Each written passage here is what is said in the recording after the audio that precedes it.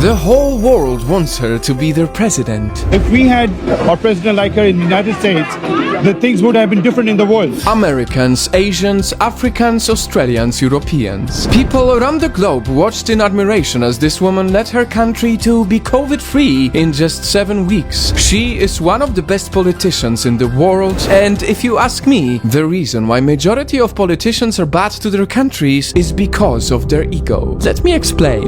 This is Jacinda Arden, the youngest world leader and the Prime Minister of New Zealand. Even though New Zealand is often left out in maps, they surely made their country very popular. New Zealand has been voted the greatest country on earth for 7 years in a row. First place when it comes to COVID-19 response. Today there are no active cases in New Zealand. Has the lowest unemployment rate and where racism is not tolerated. We don't let racism exist. Let New Zealand be a place where there is no tolerance for racism, ever.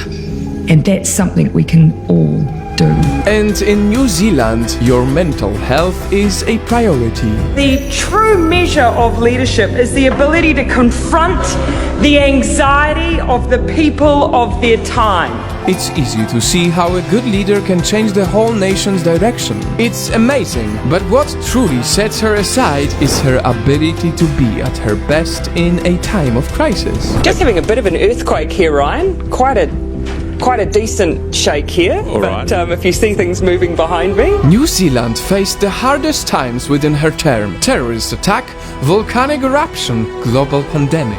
One tragedy after another. But all of this didn't stop her from winning. When a terrorist tried to divide us, we came together and we said, they are us.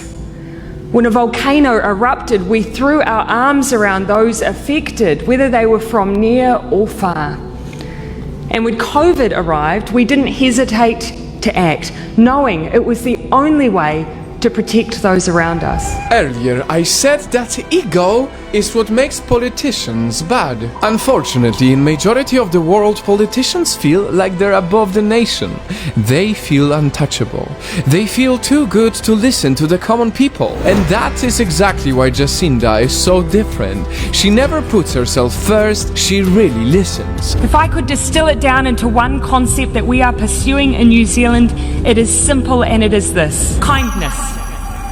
To her, everything in New Zealand was about collaboration, positive language, rather than an ego of a politician who thinks they're always right and know better. And that is how you establish a united nation who respects their leader and not a divided nation. New Zealanders didn't fight with themselves. They didn't fight against the government, and when tragedy struck, they listened to the rules. They believed that their government was protecting them. They believe in Jacinda because she is the president every country wants. And so let's look at this inspiring woman as an example that we all should follow. Only then we will stop wishing for a leader like Jacinda to lead our country, because we will have the government that doesn't feel better than the very people who voted for it. We have made a choice that I am proud of, that will leave a legacy, and that I hope means the next generation will see that we in New Zealand were on the right side of history.